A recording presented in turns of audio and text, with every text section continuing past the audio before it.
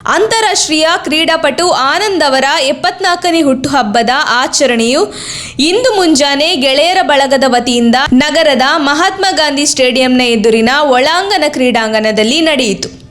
ಕಾರ್ಯಕ್ರಮದಲ್ಲಿ ಗೆಳೆಯರ ಬಳಗದ ಸದಸ್ಯ ಧನ್ಯಕುಮಾರ್ ಮಾತಾಡಿ, ಹೋಬಳಿ ತಾಲೂಕು ರಾಜ್ಯ ದೇಶಗಳ ಮಟ್ಟದಲ್ಲಿ ಎಲ್ಲರಿಗೂ ಸ್ಫೂರ್ತಿಯಾಗಿದ್ದಾರೆ. 74ರ ಇಳಿವಯಸ್ಸಿನಲ್ಲೂ ನವ ಯುವಕನಂತೆ ಸಾಧನೆಗೆ ಸಿದ್ಧವಿರುವ ಆನಂದ್ ಅವರ ಕಾರ್ಯವೈಖರಿ ಮಾದರಿಯಾಗಿದೆ ಎಂದರು.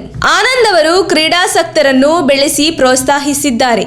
ಹಲವು ಕ್ರೀಡಾಸಕ್ತರಿಗೆ ಕ್ರೀಡಾ ಉಪಕರಣ, ಶೂ, ಬಟ್ಟೆ ಅಲ್ಲದೆ ಅವರ ಕ್ರೀಡಾ ವಿಷಯಗಳ ಖರ್ಚು ವೆಚ್ಚಗಳನ್ನು ಅವರು ಭರಿಸುತ್ತಿದ್ದಾರೆ ಎಂದರು. ಕ್ರೀಡೆಗೆ ವಿಶೇಷ ಕೊಡುಗೆ ನೀಡಿರುವ ಆನಂದ್ ಅವರ ಹೆಸರನ್ನು ನಗರದ ಸ್ಟೇಡಿಯಂನ ಜಿಮ್ಗೆ ಇಡುವಂತೆ ಇದೇ ಸಂದರ್ಭದಲ್ಲಿ ಅವರು ಒತ್ತಾಯಿಸಿದರು.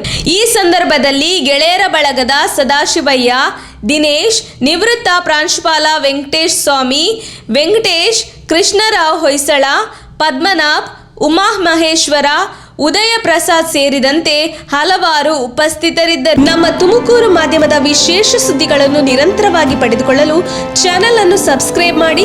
ಕ್ಷಣ ಕ್ಷಣದ ಸುದ್ದಿಗಳಿಗಾಗಿ www.nammathumakuru.com ಗೆ ಭೇಟಿ ನೀಡಿ.